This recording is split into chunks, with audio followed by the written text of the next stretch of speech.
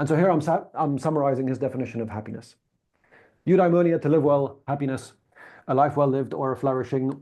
What does he mean by this? These are just fancy, happy sounding words. And he says, okay, what makes humans flourish? How do we flourish? What makes us happy? This is the central question. And he says, okay, we have to approach this through what he calls the function argument. For Aristotle, everything has a function. Absolutely everything. And he says, what is the function of a human being? And he says, sure, the function of a human being could be to enjoy physical pleasures like great food.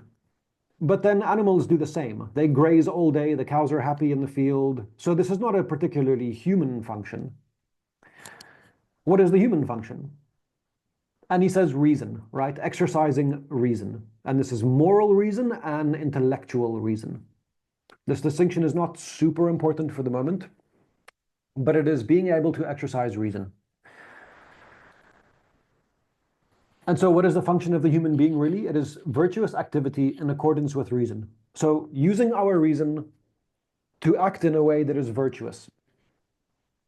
Virtue being moral reason, and in accordance with reason, this could be our intellectual reason, our communities, our societies, the world in which we find ourselves, and the world that we have made for ourselves.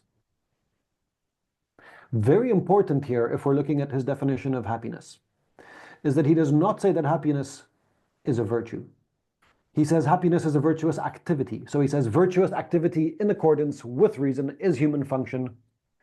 And the human function, if we pursue this, we flourish. If we flourish, we have happiness, we have eudaimonia, we've achieved this status. And so it's an activity, so we have to do stuff. Living well is not a state of mind. It is to do, to engage in the world, to act. So lifelong activities that engage the virtues in our reason. So Aristotle wants us to think of our ethical status and to think of what it means to be a good person in the much broader sense of what is it to lead a good life. As opposed to, we can say, deontology and utilitarianism, which gives us a means of evaluating each act in itself. Should I do X or Y in this context? Remember, last week we spoke about lying for Kant. You should not lie for the following reasons. So in this case, do not lie. Aristotle says, what is the kind of person, what is the kind of behavior and the kind of life that ends up being a virtuous life? Which activities do we engage in? How do we engage in these activities to then have the good life, human flourishing, and therefore be a virtuous person? In other words, a morally good person. One of the tools he uses for this is the doctrine of the mean. So we have too little on the one hand, deficiency, too much on the other, the excess. The mean, of course, will be somewhere in the middle. Virtues are always the means between two vices, one of extreme or excess, one of deficiency.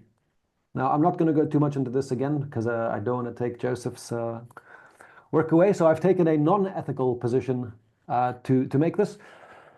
The mean is not the middle point, even though the word seems to imply this from a mathematical position. And so we can see this by saying if a monthly income of 10 euro is too little and a monthly income of 100,000 euro is too much, then 50,005 euro, this is not the virtuous income, right? It's not a calculation. We can't say if you're 80% angry, it's bad. If you're 10% angry, it's bad, so you should be 65 or 55% angry. This doesn't work. He's not giving us a formula. The mean is relative, is the point I'm trying to make.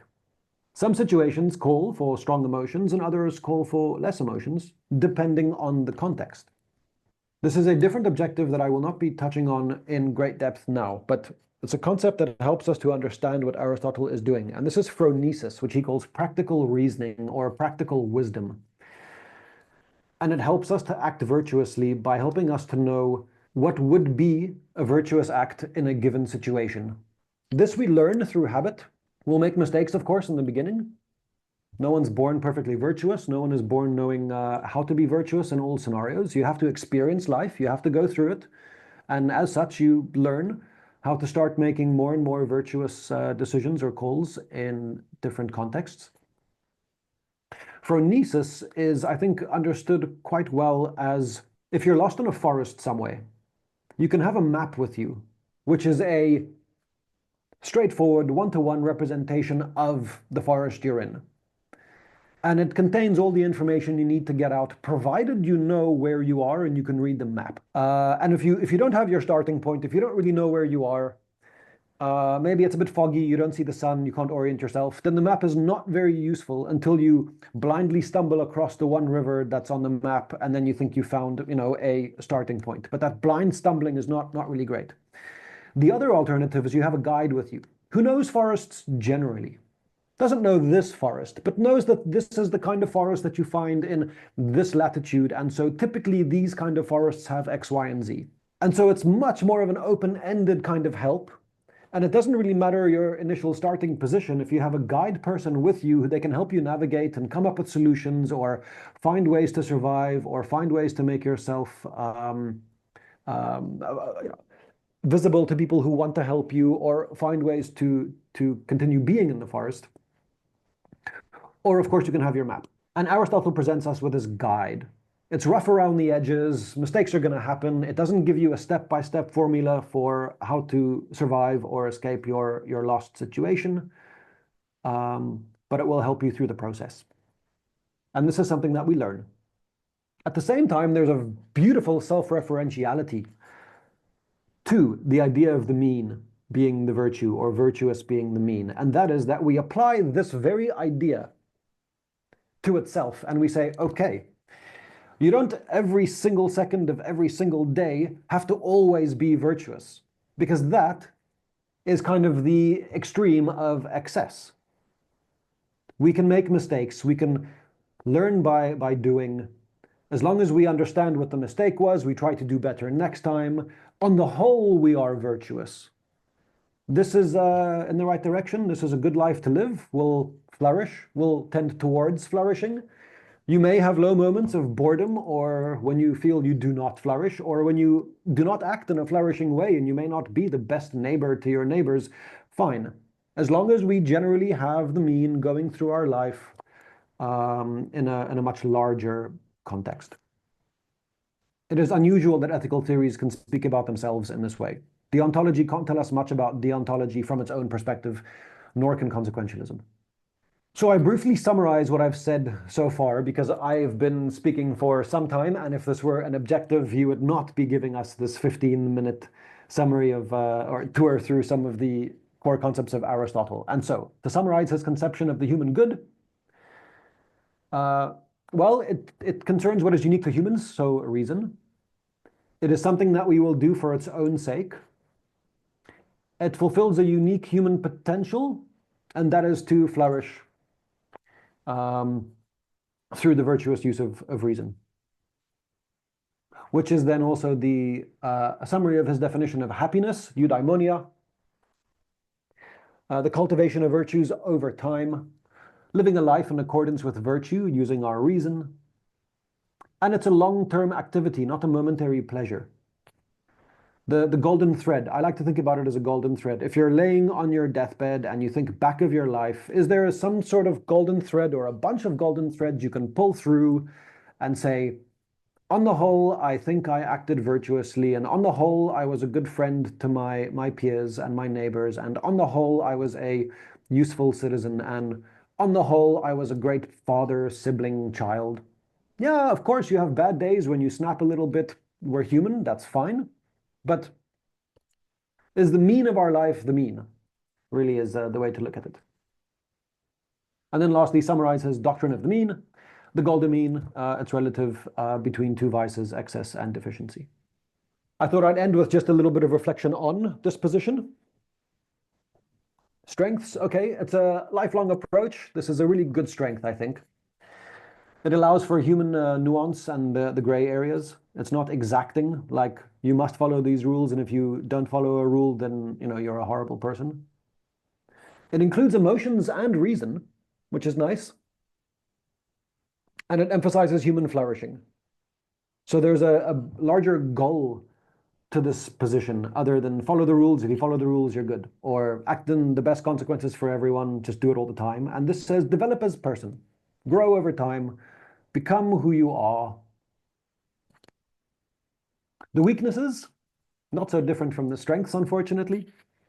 Does it really give us clear guidelines on how to act? What about a court, right? Do you go into the court and you say, yeah, well, I tried to be virtuous. It didn't kind of work, but I was mostly virtuous. And the court says, okay, you're kind of not guilty. Like, what do we do with this? It's a bit difficult in a large, complex society. It's relativistic. Genet, you mentioned this last time very, very well. What is virtuous in one society is not necessarily virtuous in another. Privacy is one such idea. Privacy is a fairly modern Western concept, and it may be very virtuous to give people privacy, but go back a couple hundred years and it is not virtuous to give them privacy. Silent reading, for example. For a very long time, silent reading was considered dodgy, because what are you doing that's so private that you don't want to share? Are you plotting, scheming? Are you doing something untoward? What is that, weird magical text that you're not sharing with us? Today, silent reading is, of course, accepted, and it's considered in some sense virtuous to cultivate the mind and spend your free time learning. And elitism. Sorry, individualistic and elitism. Individualistic, he speaks about the subject, the individual, right? You flourish, you cultivate yourself, you act towards others, but it's about you. Indirectly, other people are benefited and helped, it's great, but it's really about your relationship with yourself, which is a bit individualistic. We're also relational beings. And elitism. Flourishing, growing, getting the virtues, that's great, unless you're working 3 jobs 7 days a week. Then you don't have time for that. Then you're just getting through life, trying to get food on the table. And so to those people who don't have these luxuries of this time and this ability and this desire, do they have less time to cultivate their virtues? Are they therefore ethically not as good as other people? This is a pretty strong criticism. And so I end with some nice things that I think we can learn about Aristotle. It places trust in individuals, right? It says to you, here's a guide, try and be a virtuous person, go out and do it. I'm not going to give you a list of rules. I trust for you to make the right judgment over time. Try and be virtuous. It engages the very many aspects of what it is to be a human. We make mistakes. We aspire to beautiful things. We get it wrong. We try again. We have bad days, bad years, good decades. And it encompasses all of this, which is quite a breath of fresh air. And it seems to trust in human nature. It seems to say, we are exposed to virtues, we can practice being virtuous, and we'll end up being quite virtuous, which is nice. And then an even smaller text in a smaller little box, I add the final one. What we can ask from a philosophical perspective about Aristotle's work is it asks us what it is that we want from an ethics. Do we want a guide to living the good life? Do we want a means to punish others? Do we want a route to justice? So what is it that we do when we say we're engaging in ethical theory? On the one hand, it is, yes, how do I live a good life? How do I find peace with myself? How do I feel that I'm doing, the right thing? On the other hand, there's the strong idea, particularly in Western cultures, that ethics are codified in law, and if you break the law, we get you back. There's some sort of justice means that we punish people, and our ethical construct gives us this list of rules or things you may not do, and can tell us what we can do to you once you have broken these rules. That's another thing that ethics gives us. Restrictions on action because we live communally. There are some things we simply cannot do if we want to live communally. We draw a line, you cross that line, our ethical framework can tell us how to respond to you. Aristotle is silent about punishment, about justice. What do we do with those who aren't virtuous? What do we do with those who don't try to be virtuous? Do we just continue being virtuous to try and show them an example and hope they come around? So Aristotle really presents us with this deep question about ethics. What do we want from ethics? Other than, of course, living the good life. And that is a huge strength of his position. And it shows remarkable thought about what it is to do ethical theory.